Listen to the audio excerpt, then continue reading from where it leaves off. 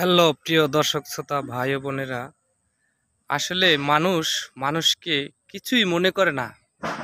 আমার একজন প্রতিবেশী বা আত্মীয় বলতে পারে,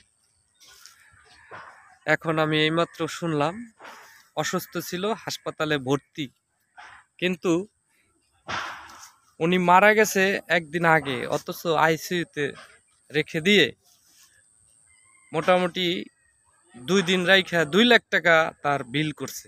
দেখেন মানুষ কতটা খারাপ হতে পারে। একটা মানুষ মারা গেছে, এই মৃত্যু ব্যক্তিকে নিয়েও ব্যবসা শুরু হয়েছে।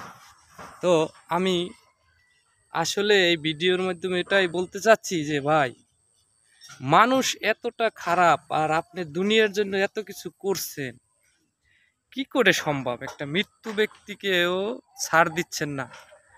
আপনার আর কত টাকার দরকার ভাই?